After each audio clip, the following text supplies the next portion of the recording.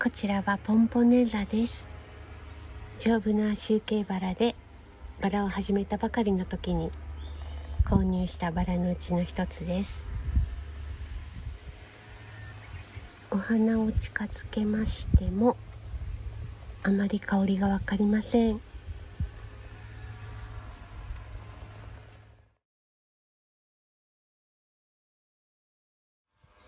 全体像としてはこんな感じです。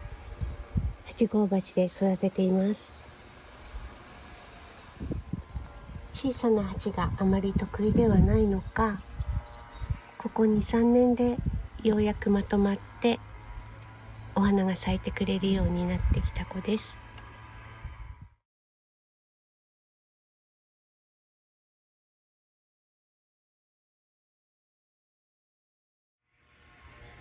はい、こちらはコメータです。大好きな丈夫な集計バラです。お花を近づけましても残念ながら香りはありませんが、コメータというお名前にふさわしく、夏の流れ星のような素敵なバラだと思います。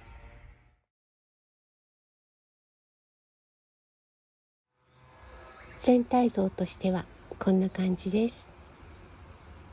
8号鉢で育てています。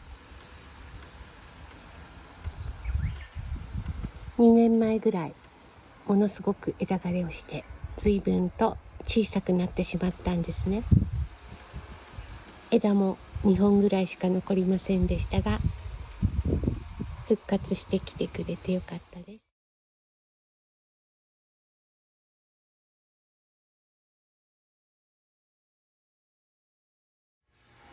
はい、こちらはフランボワーズバニーユです。我が家に2鉢あるんですが、大きい方の10号鉢の子です。お花を近づけますととってもいい香りがします。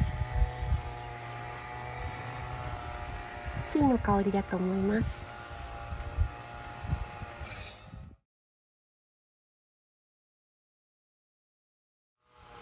全体像としてはこんな感じです。10号鉢です。まだまだ7、8分咲きぐらいだと思うんですけれども、明日雨が降るみたいなので綺麗なうちに撮影したいなと思って今日一応撮影しておきます。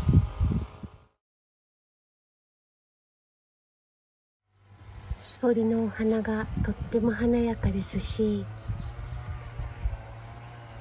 株の下の方から上までまんべんなくお花を咲かせてくれて、で普段あまり気づかなかったんですけども、今回とってもいい香りがしていて、もう完璧なバラだと思うんですけれども、四季咲き性がちょっとないんですよね。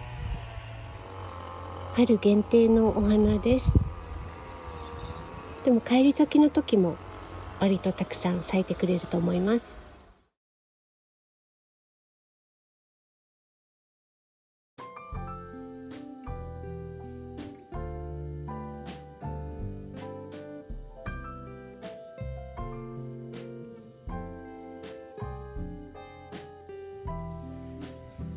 7分咲きぐらいだったフランボワーズバニーユもよく咲いてくれています。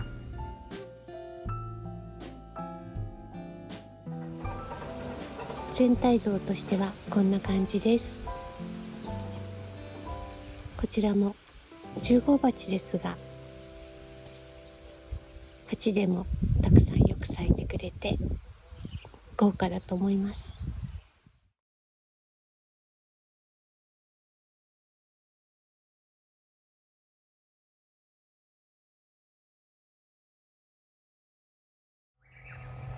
はい、こちらはロサオリエンティスのロマンチックチュチュです。全体像としてはこんな感じです。8号鉢です。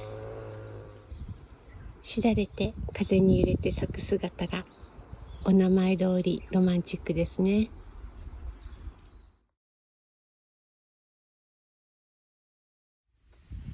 お花を近づけますと、ティーに甘酸っぱいフルーツの香りも感じます。とってもいい香りです。お色も温かみのあるオレンジがかったピンクで、とっても可愛いと思います。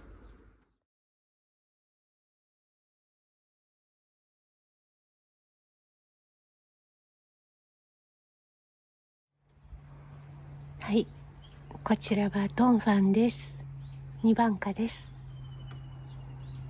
この子はつるバラなんですが、1番花の時にどこに誘引しようかなって、どんな風に誘引しようかなって決めかねていて、1番花がそのうちに終わってしまって、で2番花が始まったという感じです。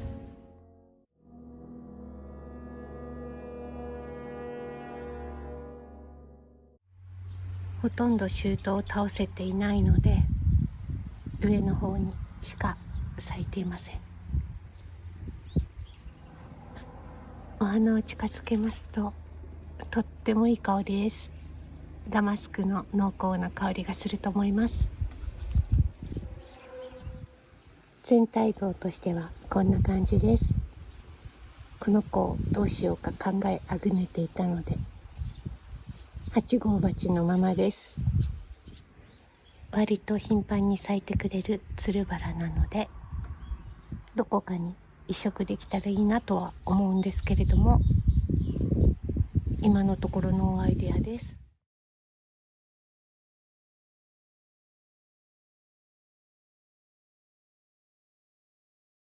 はい、こちらはロソマーネジャノンです。うちにはブッシュ仕立ての子もいるんですが、長く伸ばして支柱に誘引した方のロソマーネジャノンです。お花を近づけましても、残念ながら香りはよくわかりません。お色的にとってもいい香りがしそうなのに残念です。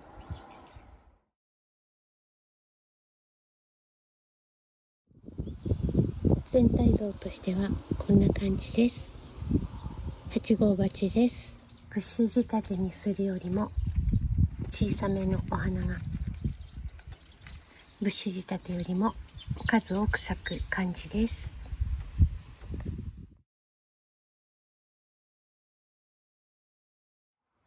お花色がとっても綺麗だと思います。そしてこの子も黒点病真っ盛りですね。明日頑張って薬剤散布しようと思います。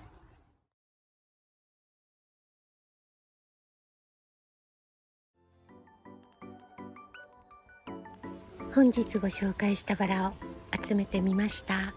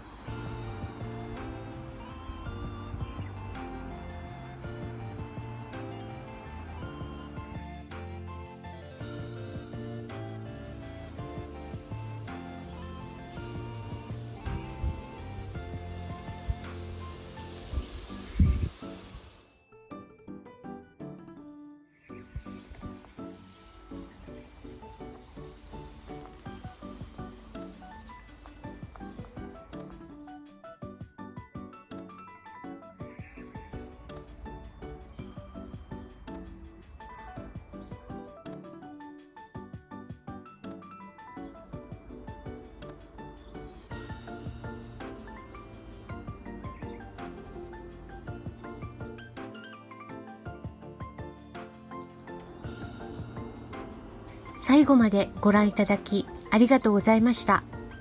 それではまた近いうちにお会いしましょう。